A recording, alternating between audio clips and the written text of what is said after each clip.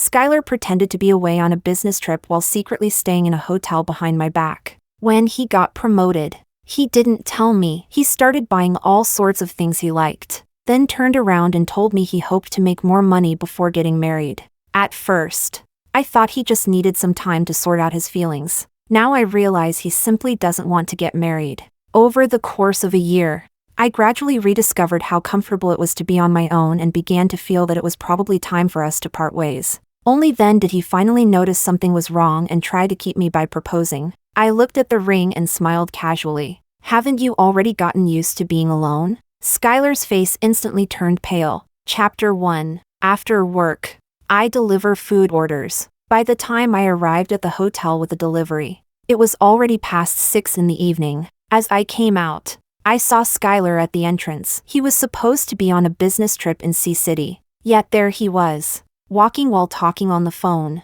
completely unaware of my presence. Seeing him actually made me happy. I circled behind him, planning to tap him on the shoulder, but he was completely absorbed in his call. Stop trying to convince me. I really don't want to go home. Work is exhausting enough already. Then I get home and have to help her wash vegetables and sit through conversations I'm not interested in. I have to constantly worry about whether I'm being attentive enough so I don't hurt her feelings. It's exhausting being the perfect boyfriend. Even buying something I like makes me worry she'll ask how much it cost. As if buying something expensive is some kind of crime. She wants me involved in everything. But honestly, I don't want to go on walks with her. She keeps saying that once we own a house, she definitely wants to get a cat. But I prefer dogs, and she happens to be afraid of them. And honestly, the food she cooks is way too bland. Our tastes don't match at all. I'm finally getting a chance to relax. So don't ruin the mood. He said so many things he had never said in front of me. I don't know what he said after he walked into the hotel.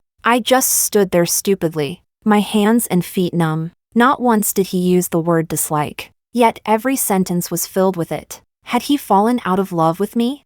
Fueled by delayed anger and realization, I secretly kept tabs on him for 7 days. I never found another woman. Instead, I witnessed the pleasant routine of his everyday life. He went to work like clockwork. He ate breakfast at street stalls and had lunch at restaurants with coworkers. After work, he rode his bicycle to an arcade and played games. He had dinner with friends and chatted about anything and everything. After eating, he wandered through stores he liked. At night, he met up with cycling buddies for long rides. Sometimes he even visited technology exhibitions. There was no cheating. He simply wanted to be by himself. After calming down, I convinced myself that he was just under too much pressure. That was what I thought a year ago. But 1 year later, time proved that he simply didn't want to marry me. One weekend, while I was replacing a light bulb, Skyler unexpectedly came back early. He put down his luggage and hurried over to steady the ladder. Get down. I'll do it. I didn't respond and quickly secured the lampshade myself. If this had happened before, I would have instinctively asked him to handle little tasks like this. But now, I simply climbed down the ladder, flipped the circuit breaker back on, and tested the switch. The light shone steadily, just like my mood.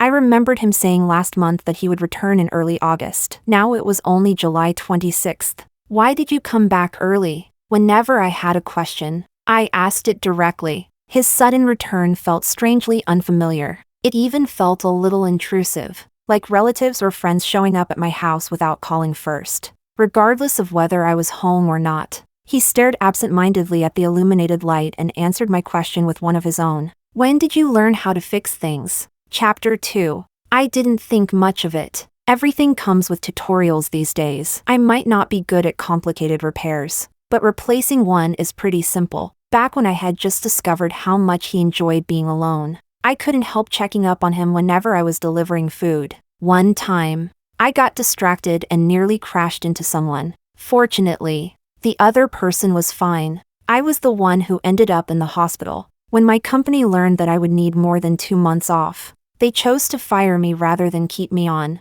even after paying compensation. During that period, I stayed cooped up at home every day, bored out of my mind and unable to sleep through the night, scrolling through short videos, reading novels, playing games, and binge-watching dramas all became habits I picked up during that time. He didn't say anything and simply went inside to unpack. But before long, he hurried back out and asked with an ugly expression, "Where's the gift cabinet?" I had just returned the stepladder and was changing my shoes by the entrance. After a brief silence, I replied, "The cabinet was made of particle board. It wasn't very healthy, so I threw it away." That cabinet was one of the first things we bought after we got together. His confession had been unusual. He had given me a diary filled with the thoughts of his secret crush. The words inside carried all the passion and sincerity of his feelings for me. Without realizing it, I started placing all the gifts he gave me in that special cabinet. Over time, it became a habit.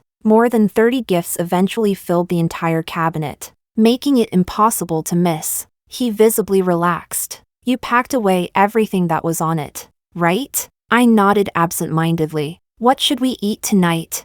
I don't really feel like cooking. Let's just order delivery." It looked as though he wanted to say something, but in the end he simply picked up his phone and ordered some food. I knew he wanted to cooperate with me the way he always had, but I genuinely didn't want someone criticizing the meals I carefully prepared, and there was no chance I was going out to eat with him. Delivery was the easiest option. "How many days are you staying this time?" I really didn't want to share the same roof with him. Without looking up from his phone, he answered with a smile in his voice. "What? Miss me already?" "About 10 days. Over the past year, he hadn't changed at all. If anything, he'd become even more immersed in his business trips, happily enjoying them while assuming I knew nothing. What he didn't know was that some time ago I had accepted a freelance project designing graphics for an event held by his company. One of his co-workers congratulated me and mentioned that he had been promoted. But before he left on that trip, I had asked whether his health could handle working so hard and told him not to push himself too much.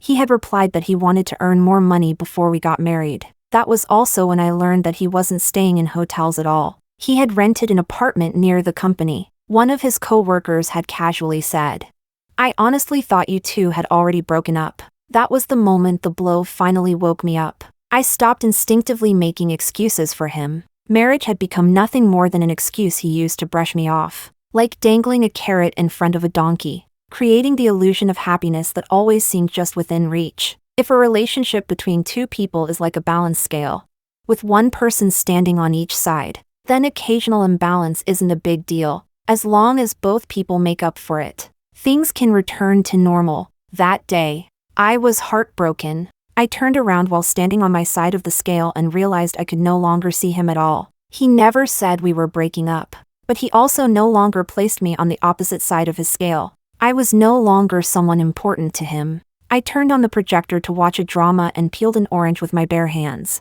"I heard you got promoted." The atmosphere in the room instantly stiffened. He gave a simple hum in response.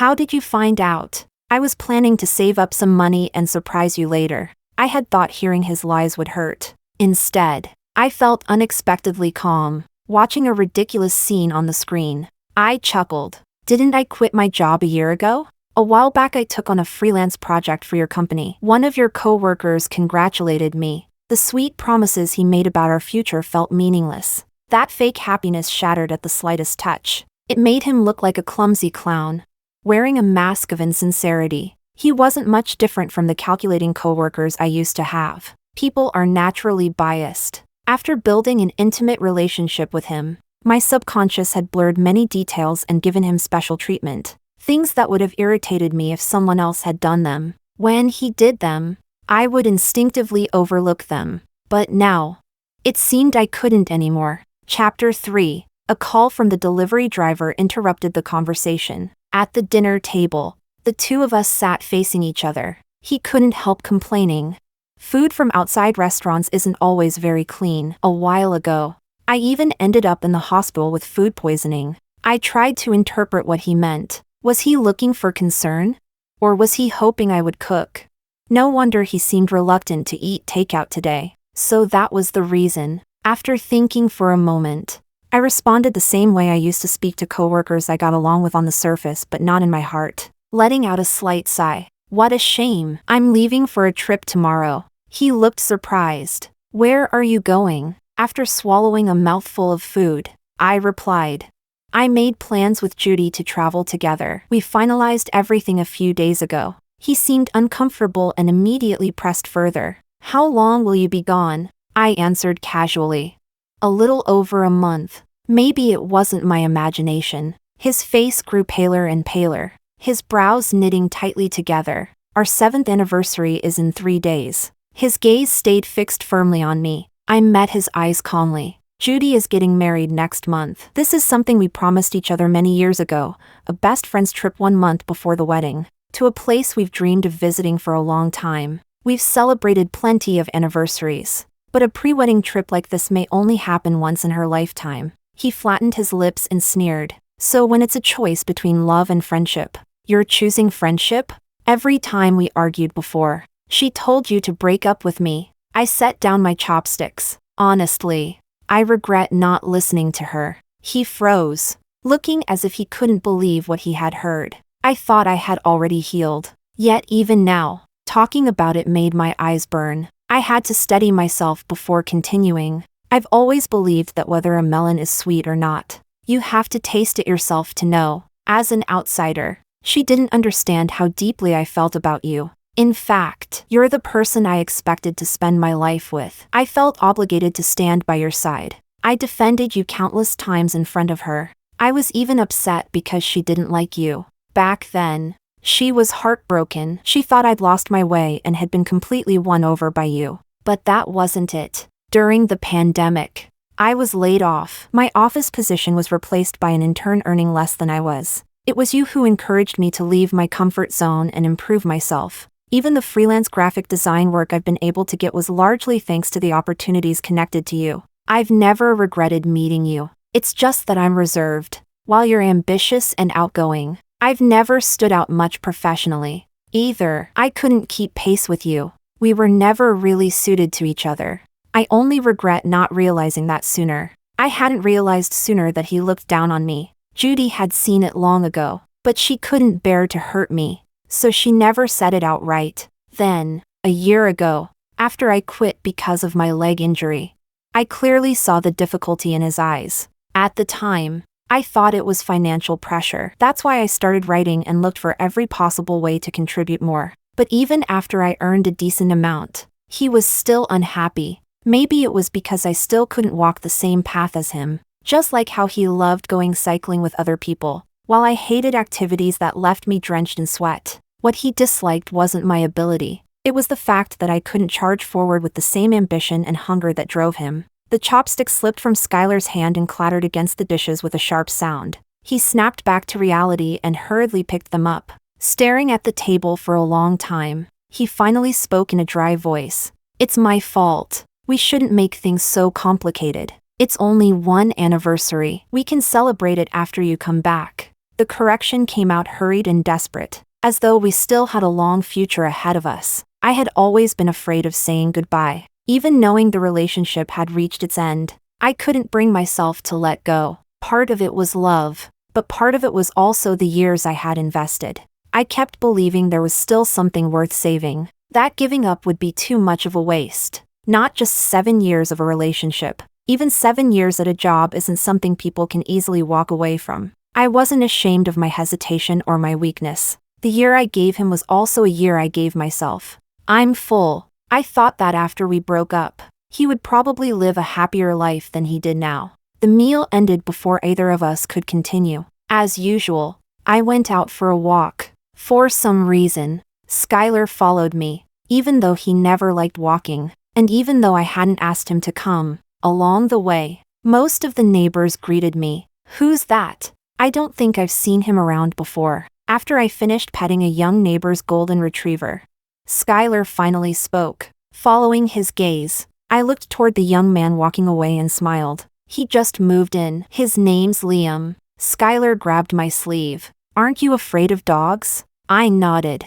I was bitten by a dog when I was little, so I've always been scared of them. But Toby is different. He's a very polite dog. Chapter 4. Skyler likes dogs. He thought that because I was afraid of dogs, we couldn't have one, so he kept compromising. That must have been exhausting for him. Fortunately, I didn't need him to solve that problem for me. I could overcome it myself. All it took was one well-mannered dog. I stepped forward and pulled my sleeve free from his grasp. "Don't you like dogs? You can get one in the future." I knew his attention wasn't really on the dog. What he really wanted to ask was who Liam was and why I seemed so familiar with him. Relationships between men and women often become overly sensitive topics. The next morning, I got up at 7. Skyler hadn't slept well. The moment I got out of bed, he noticed. The curtains were still closed. Sitting on the bed, he asked drowsily, "Why are you up so early?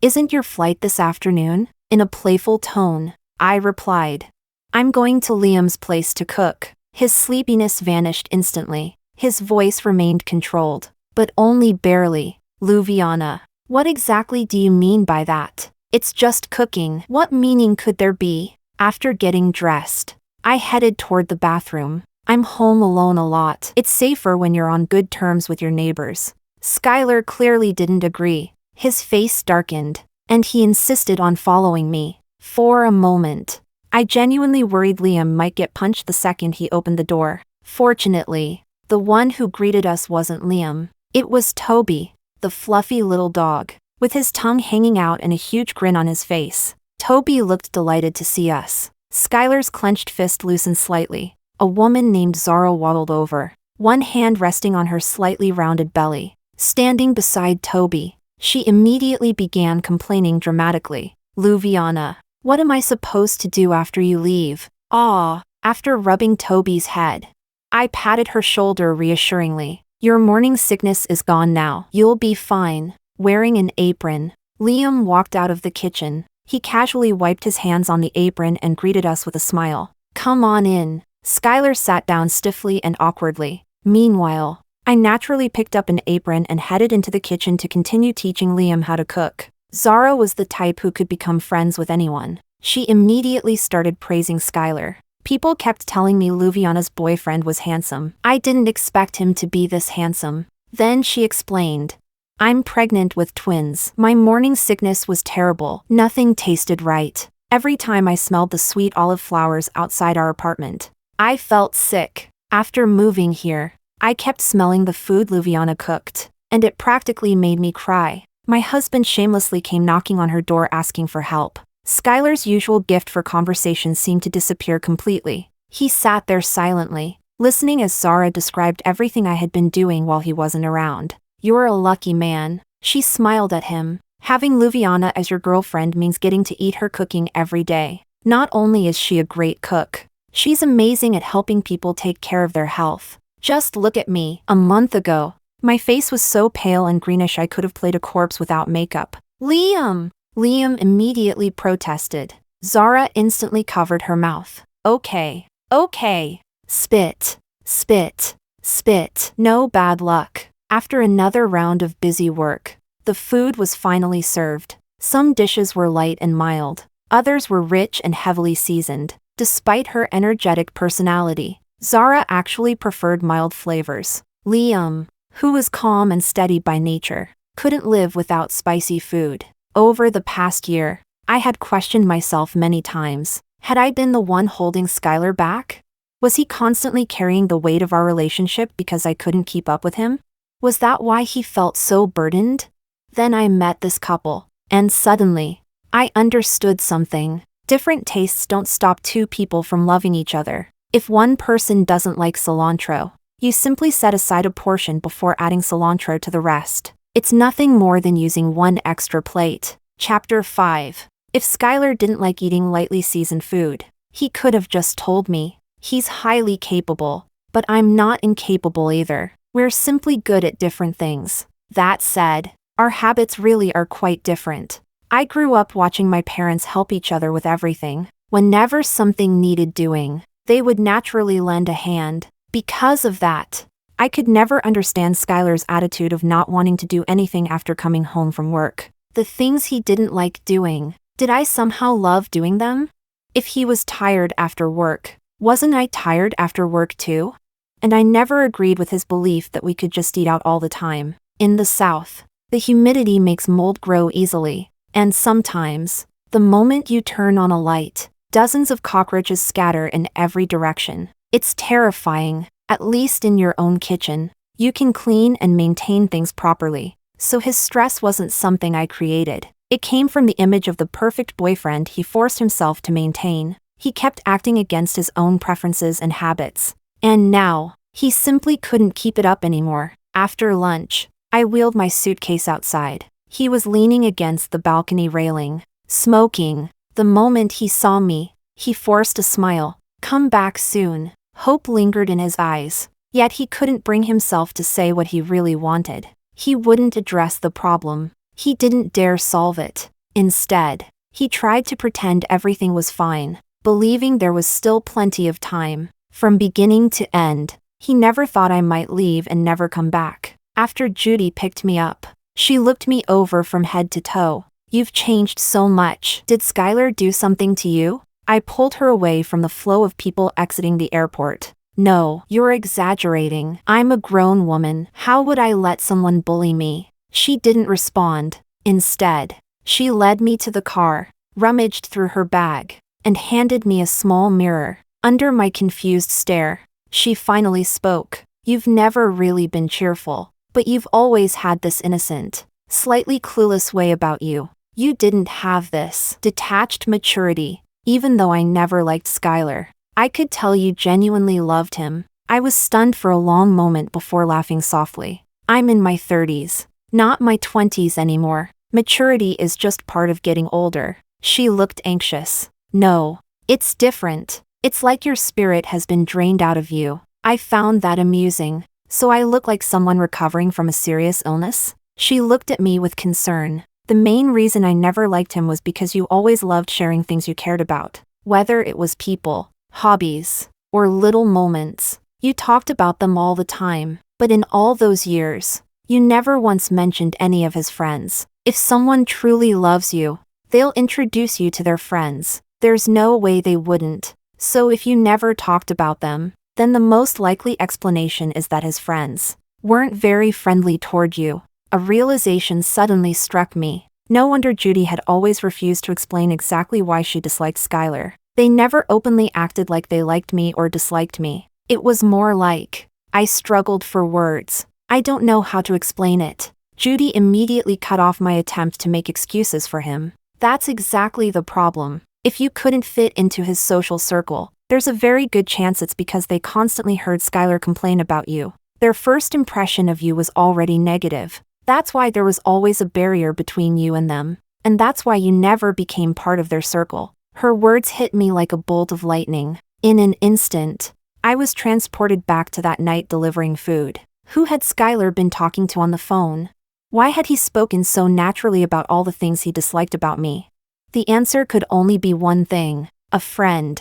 I blinked. My mouth opened slightly, but no words came out. Unable to argue, I instinctively looked away and avoided Judy's gaze. The mirror in my hand slowly blurred. Judy wrapped an arm around my shoulders and gently patted my back. "I knew this would hurt if I told you." The overwhelming disappointment I felt towards Skyler, combined with the guilt I felt for not understanding my friend's concerns all these years, crashed over me like a giant wave. For many days, I drifted in that suffocating feeling.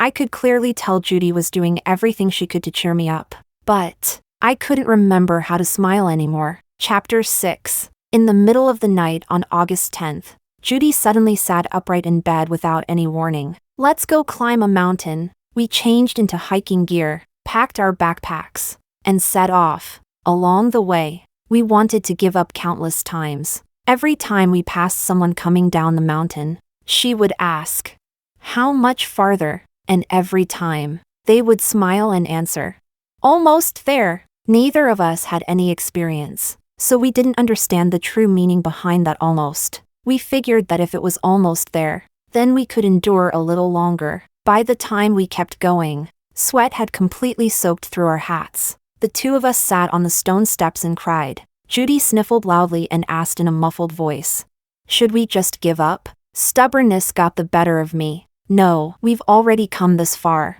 How many times in a lifetime do people get to have an experience like this?" I couldn't bear to abandon everything we had already accomplished. Because of that one sentence, we stopped and started countless times. Eating, drinking, resting, and even climbing with both hands and feet before finally reaching the summit. I don't know how long we sat there back to back. Eventually, the sunrise arrived. The warm-colored light chased away the chill of the night, It felt so comforting that it sent shivers through my body. Judy suddenly shouted at the top of her lungs. Luviana, we're going to be best friends forever. She didn't offer comforting words. She didn't give me any grand speeches. Yet somehow, that single sentence shattered the jar that had trapped me for so long and finally allowed me to breathe again. I hugged her and cried silently. A breakup feels like recovering from a serious illness. Fortunately, during the time I was sick, someone stayed by my side. She taught me that giving up is a choice. Persevering is also a choice. The mountaintop has its own scenery, and giving up has its own regrets. Back at the hotel, Judy and I clinked glasses. When you're depressed, it's easy to get trapped in a dead end and never find your way out. But once you're not depressed anymore, you can't even understand why you were so upset in the first place. I can't even fully relate to my own past feelings. Yet I spent so much time trying to understand Skyler and inventing endless excuses for why he avoided things. Judy was a wonderful listener. She didn't join me in criticizing Skyler. She simply said, "You were just in love with him. That's not some terrible flaw." When I was completely crazy about my husband, if he made mistakes, I'd unconsciously overlook them too. So this is what people are like when they genuinely love someone. So what I experienced was simply human nature. I raised my glass toward myself, to letting myself go, to making peace with myself. Judy insisted on clinking glasses with me. To my best friend, I hope we both have wonderful futures. The rest of the trip was filled with happiness. We joined a water festival, rode bicycles along the coastline, went skydiving, fished out at sea, and experienced countless things we had never done before. On the day I returned home, I didn't notice until after landing that Skyler had called me many times. It sounded as though he had been waiting by his phone the entire time. "Have you landed? I'll come pick you up." I didn't answer the question. Instead, I started telling him about the things we had done during the trip. Then I summed it up. Some activities I don't particularly enjoy aren't actually unpleasant when I do them with someone I care about. I remember telling you that I wanted to go night cycling with you, but you refused because you said I didn't have the stamina. You also said you didn't want me doing things I disliked. You seemed to want to bring me into your world, yet at the same time you resisted letting me get close to it. Why? There was a click. To my surprise, he hung up. I never got my answer. Dragging my suitcase behind me, I returned to the apartment I had rented separately. It was far from downtown. Outside the window stood tall trees. The wind stirred the curtains and carried a sense of peace into the room. I hadn't left the city. After all, many of my valuable professional contacts were still here. And besides, I didn't dislike this place at all. Chapter 7. The next morning, Skyler called again. His exhausted voice came through the phone. "Why didn't you come home? No matter what happens, just come back first, okay? Don't make me worry." I turned on speakerphone and sat in the sunlight, holding a cup of tea. "I thought you understood what I meant. I don't want to go back." For a long time, there was no response from his end. Then suddenly, I heard hurried footsteps filled with agitation, followed by the sound of a door being thrown open. His voice became urgent. "Luviana, where are the gifts from the cabinet? Why can't I find them anywhere? I've searched the whole house. They're not in the storage room either. Did you move them because the house was too crowded?" I wiped away tears that had appeared without me noticing. "I threw them away," Skyler demanded. "Why would you throw them away without asking me first?" My grip tightened around the cup. "They were gifts to me, which means they belonged to me, and now I don't want them anymore." He took a deep breath. "So you're breaking up with me, is that it?" The world seemed to fall silent. Neither of us spoke. The words we had both been afraid to say, the words neither of us wanted to say, finally burst out all at once. Neither of us felt any relief. In the long silence, only occasional static drifted through the phone. It was as if even our breathing had disappeared. I was the first to recover. Gathering my courage, I said firmly, "Let's break up." This time, I chose to hang up first, because ending an engagement doesn't require anyone else's permission. That night, I couldn't sleep. Maybe it was because I wasn't used to the bed. I kept tossing and turning, remembering the countless photos we had taken together. I always transferred them onto an external hard drive and organized them into folders by date. Since I couldn't sleep anyway, I opened my laptop and connected the drive. Looking through all those intimate moments from the past filled me with complicated emotions. Sometimes I couldn't help laughing. Then the next second, sadness would wash over me. After sitting in silence for a long time, I moved the cursor and selected folder after folder. Less than a minute later, every photo was gone. In that instant, it felt as though a piece of my heart had been cut away. Yet alongside the emptiness came relief. A strange sense of release kept me from crying.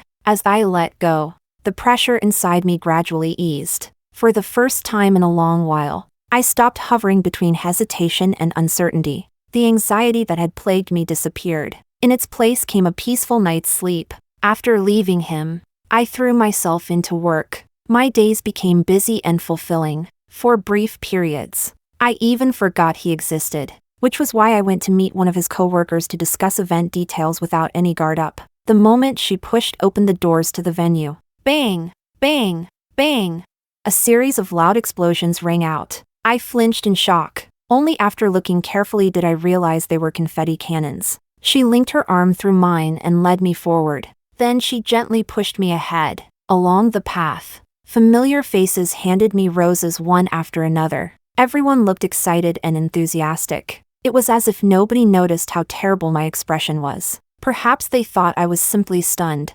Then, seemingly out of nowhere, Skyler appeared, wearing a bright smile. He grabbed my hand and began leading me forward. His grip was tight. No matter how much I secretly tried to pull away, he refused to let go. His voice was rough and dry as he said, "No matter what happens, could you at least watch until the end before you leave?" Chapter 8. At the center of the venue, a video was playing. It was a collection of memories from our past. The footage showed the first time I cooked after we moved in together. Back then, Skyler had excitedly insisted on recording the moment, saying he wanted to preserve the memory. Throughout the video, no matter what I asked him to do, he responded enthusiastically. Even when he didn't know how to do something, he would ask me for instructions. He was attentive in a way that seemed like every woman's ideal partner. My eyes in the video were filled with happiness. It had been the period when my desire to share everything with him was at its strongest.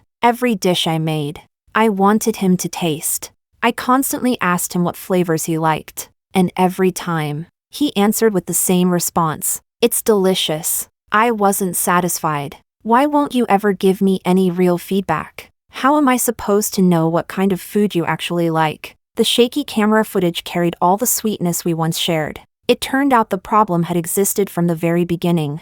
I wasn't the only one who had blurred the details of the past. After years together, he had also forgotten the tolerance and patience he once had. The trivial routines of daily life and the changes we both went through had buried the passion we once shared. When we were in love, we truly had been perfect for each other. Skyler dropped to one knee. "Luviana, will you marry me?" It should have been a romantic moment. A moment where two people gazed at each other with love. Instead, he was gripping my hand so tightly that the scene felt almost absurd.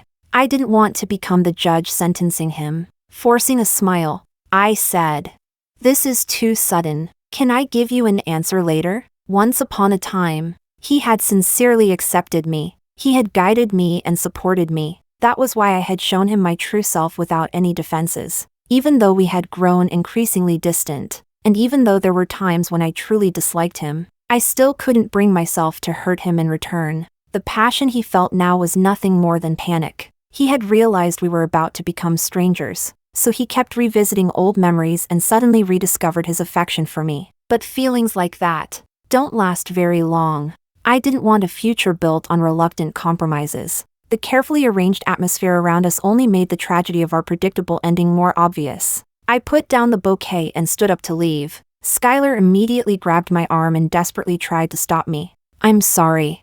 I can tell you everything. Back then, I really was afraid of marriage. I couldn't imagine a life where two people were permanently tied together, where everything one person did affected the other. But if I ever get married, the only person I want to marry is you." The crowd was completely confused by what was happening, but that didn't stop them from speaking up for the Skyler they knew. One of his closest friends spoke first. "What's there to hesitate about? You two are practically a married couple already." Others quickly joined in. "Exactly. Don't ruin the mood. Skyler spent a long time preparing this. He's completely sincere. If you miss this proposal, he'll have to go through all the trouble of proposing again. One female coworker jokingly tried to ease the tension. Come on, stop pressuring her. Maybe Luviana's just putting on a little act and wants to make all of us nervous. No one knew who started it, but soon everyone was chanting the same thing. Say yes! Say yes! Say yes! I stopped trying to leave, noticing that I was no longer struggling. Skyler immediately dropped to one knee again. His face lit up with hope. He opened the ring box and carefully took out the ring. The crowd fell silent. Their eyes shone with excitement and anticipation, more intense than some people probably felt at their own weddings. I looked at the ring, then smiled casually. Haven't you already gotten used to being alone? Habits are difficult to change. I was so accustomed to viewing things from his perspective that I instinctively tried not to embarrass him. But not a single person in that room had stopped to wonder why I was resisting. Skyler's face instantly turned pale. Did Judy say something to you? You're overthinking things again. Why was he blaming Judy? Disappointment washed over me once more. This has nothing to do with her. It's because you found me annoying. That's why you pretended to be on business trips while secretly staying in hotels. Isn't it? I thought you were afraid of marriage. I didn't expose you because I didn't want to hurt your pride. And I didn't want to destroy what we had. So I gave you an entire year to work through it. But then I found out you rented an apartment near your company. There were 37 gifts on that cabinet. Every time you went on one of your so-called business trips, I threw one away. Sometimes the trips lasted a few days. Sometimes they lasted over 10. In 1 year, you went on 37 business trips. Think about that. Does that sound reasonable to you? You took advantage of the fact that I trusted you. You lied without a second thought. And while listening to me worry about your health, it must have felt pretty satisfying, didn't it? Chapter 9. Skyler clenched the ring tightly and stood up. So you've known all along.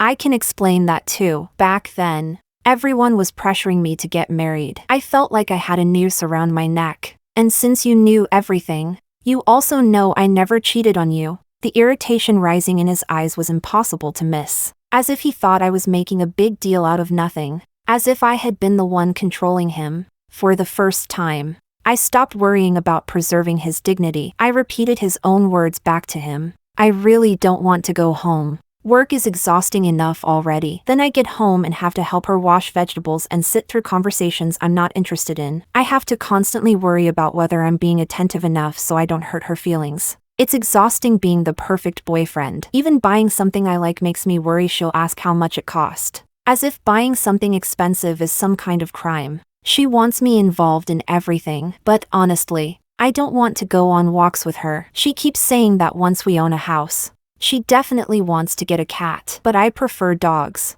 And she happens to be afraid of them. And honestly, the food she cooks is way too bland. Our tastes don't match at all. I'm finally getting a chance to relax. So don't ruin the mood. Cruel words have a way of lingering forever. A year ago, outside that hotel, every complaint he made to his friend had etched itself into my memory. I finally snapped. Who the hell asked you to pretend to be the perfect boyfriend? The room fell silent. Skyler couldn't say another word. I turned to look at his friends. So what exactly have you been saying about me all this time? What kind of stories did you tell them to make them dislike me so much? His best friend's eyes darted away. He couldn't meet my gaze. Skyler remained silent. Once again, I received no answer. But by then, I no longer cared. After that day, we never contacted each other again. Until 6 months later, we ran into each other at a restaurant. I didn't even notice him at first. It was Judy who nudged my arm and whispered. Skyler's at that table diagonally across from us. I didn't even look up. Don't make a scene. I don't want to embarrass myself. Judy grinned mischievously. But a second later, the smile vanished. 6 months already. And you're still not dating anyone new? When I first said I wanted to pursue Luviana, you insisted you liked her type too. If I'd known you'd get this hung up over her, I wouldn't have stepped aside. You have to move on eventually. No point acting like your life is over because of one woman. You never should have proposed in the first place. Jean, you and the others have been making fun of you for 6 months. Throughout the entire conversation, Skyler said nothing. He simply sat there while his friend talked about me with open disrespect. Judy slammed down her chopsticks. "I'm done eating. That's disgusting." Her voice wasn't quiet. Skyler and his friends immediately looked over. The moment they recognized us, his friend blurted out, "Damn, should have checked my luck before leaving the house." I didn't react at all.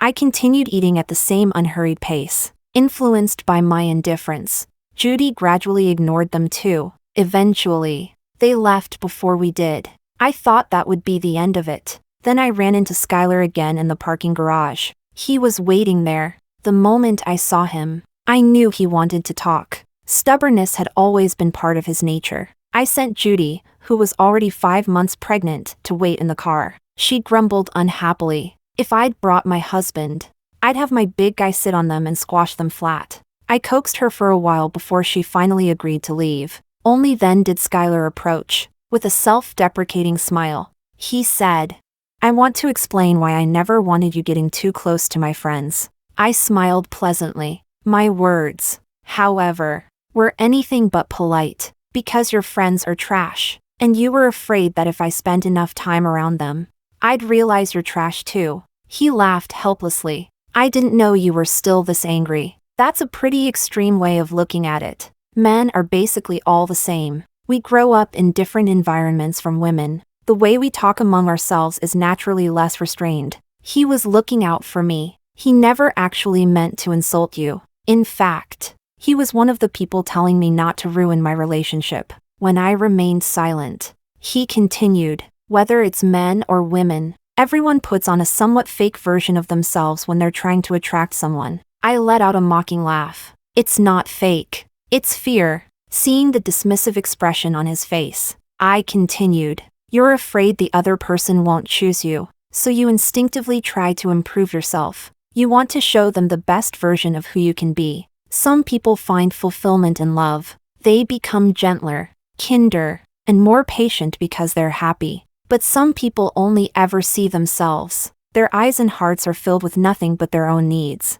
And because of that, they never feel fulfilled at all." Chapter 10. My father was supposedly a troublemaker when he was young, but after getting married and having children, he gradually became more responsible and dependable. The main reason wasn't marriage, and it wasn't because my mother demanded it. It was because the increasingly happy life he built made him feel that he could become a better version of himself. Obviously, you're not that kind of person, so don't ask whether I have a boyfriend now, and don't ask whether we can still be friends. Because we really aren't compatible. If we run into each other in the future, let's just pretend we don't know each other. I had no patience left for continuing the conversation, so I shut down every possible opening before he could pursue it further. The future is long. If I compare this relationship to a sunk cost, then leaving him only costs me the years I've already spent. But ahead of me lies an endless number of possibilities. If I continued entangling myself with him,